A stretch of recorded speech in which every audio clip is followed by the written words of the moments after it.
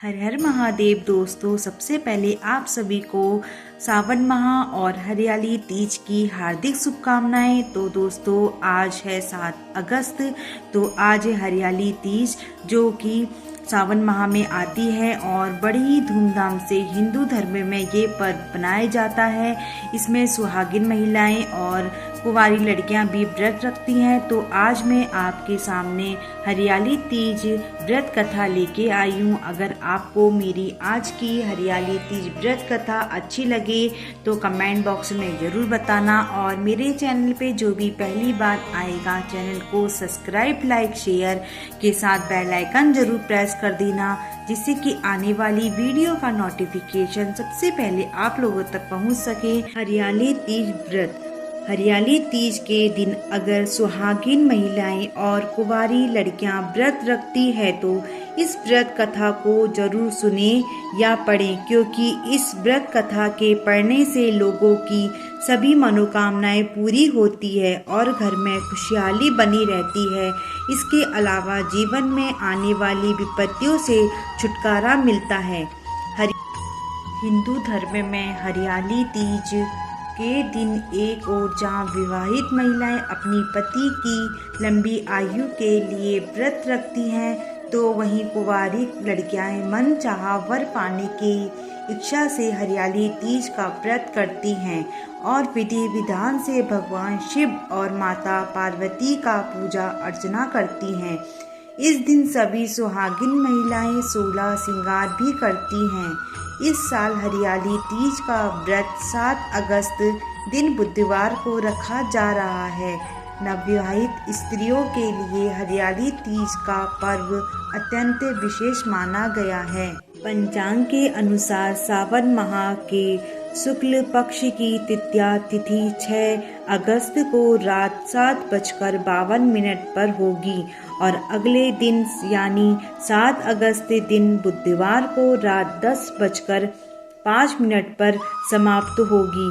उदया तिथि के अनुसार 7 अगस्त को हरियाली तीज का पर्व है। हरियाली तीज के अवसर पर महिलाओं को ससुराल से मायके बुलाया जाता है। हरियाली तीज से एक दिन पूर्व सिंधारा मनाने की भी परंपरा है। इस दिन ससुराल पक्ष से नवविवाहित स्त्रियों को वस्त्र, भूषण, श्रृंगार का सामान, मेहंदी और मिठाई आदि भी भेजी जाती है। इस दिन सुहागिन स्त्रियां अपनी सास के पैर छूकर उन्हें सुहाग देती हैं। अगर सास नहीं हो तो सुहाग जेठानी या किसी अन्य वृद्धा को भी दिया जा सकता है।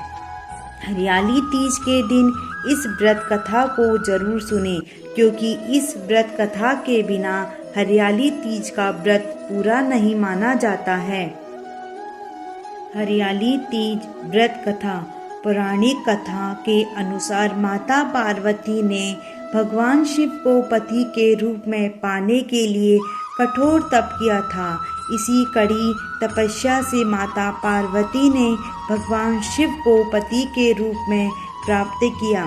कथा के अनुसार माता गौरी ने पार्वती के रूप में हिमालय के घर पुनर्जन्म लिया था। माता पार्वती बचपन से ही शिव को वर के रूप में पाना चाहती थी। इसके लिए उन्होंने कठोर तप किया। एक दिन नारद जी पहुँचे और हिमालय से कहा कि पार्वती के तप से प्रसन्न होकर भगवान विष्णु उनसे विवाह करना चाहते हैं। यह सुन हिमालय बहुत प्रसन्न हुए और दूसरी ओर नारद मुनि विष्णु जी के पास पहुंच गए और वहाँ कहा कि हिमालय ने अपनी पुत्री पार्वती का विवाह आपसे कराने का निश्चय किया है। इस पर विष्णु जी ने भी सहमति दे दी।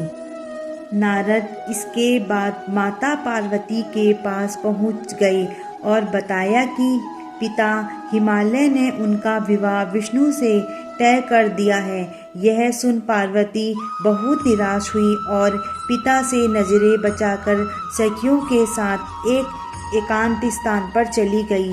घने और सुनसान जंगल में पहुंचकर माता पार्वती ने एक बार फिर से तप शुरू किया।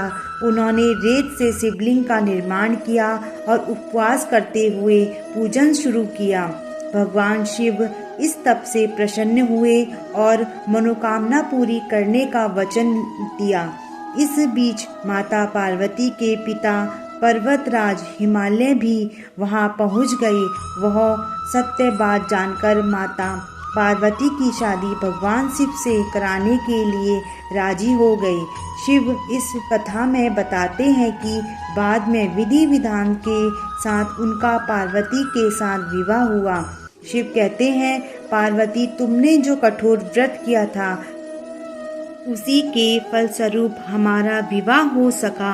इस व्रत को निष्ठा से करने वाली स्त्री को मनवांछित फल देता हूँ।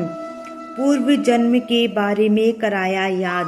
एक बार की बात है जब भगवान शिव माँ पार्वती को उनके पूर्व जन्म के बारे में याद कराते हुए कहते हैं कि हे पार्वती, तुमने मुझे पति के रूप में पाने के लिए हिमालय पर कठिन तपस्या की थी।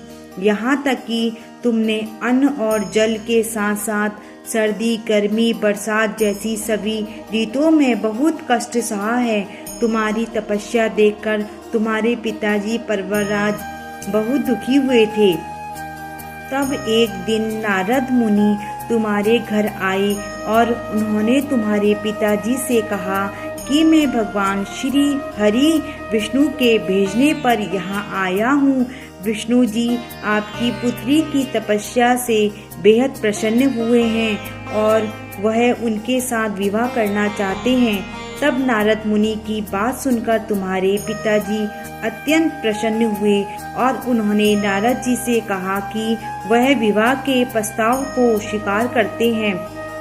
यह सुनते ही नारद मुनि भगवान विष्णु के पास पहुंच जाते हैं और उन्हें सूचित करते हैं। फिर भगवान शिव माता पार्वती से कहते हैं कि जब तुम्हारे पिताजी ने यह खबर तुम्हें सुनाई तो काफी दुख हुआ, क्योंकि तुम मुझे पति के रूप में स्वीकार कर चुकी थी। इसके बाद तुमने अपने मन की पीड़ा अपनी सखी को सुनाई। तब तुम्हारी सखी ने एक घने जंगल में रहने का सुझाव दिया था। उसके बाद तुम बिना किसी को बताए वन में चली गई और जंगल में मुझे प्राप्त करने के लिए तुमने कड़ी तपस्या की। जब तुम्हारे अचानक लुप्त हो जाने की बात तुम्हारे पिताजी को पता चली तो वह बेहद चिंतित हुए थे। वह सोचने लगे कि अगर इसी बीच भगवान विष्णु बारात लेकर आ जाएंगे तब क्या होगा। उसके बाद भगवान शिव माता पार्वती को आगे कहते हैं कि तुम्हारे पिताजी तुम्हें खोजते खोजते धरती पताल को एक कर दिया था, लेकिन तुम उन्हें नहीं मिली, क्योंकि तुम उस समय एक गुफा में रेत से शिवलिंग बनाकर मेरी आराधना से पूरी तरह से लीन थी। तब मैं तुम्हारी तपस्या से प्रसन्न होकर तुम्हें मनोकामना पूरी करने का वचन दे दिया था। तब इसी बीच तुम्हारे पिता ढूंढते हुए गुफा तक पहुँचे और फिर तुमने उन्हें अपनी पूरी बात बताई। तुमने बताया कि मैं अपना जीवन शिव को पति के रूप में प्राप्त करने के लिए तप में बिताया था और आखिर वह तपस्या सफल हो गई। फिर तुमने अपने पिताजी से कहा कि मैं आपके साथ घर तभी चलूंगी जब आप मेरा विवाह शिव से कराएंगे। फिर पर्वतराज तुम्हारी बात माने और उन्होंने पूरी विधि विधान के साथ हमारा विवाह संपन्न कराया था। दोस्तों, आपको मेरी हरियाली तीज व्रत कथा कैसी लगी कमेंट बॉक्स में जरूर बताना और हर हर महादेव जरूर लिखना।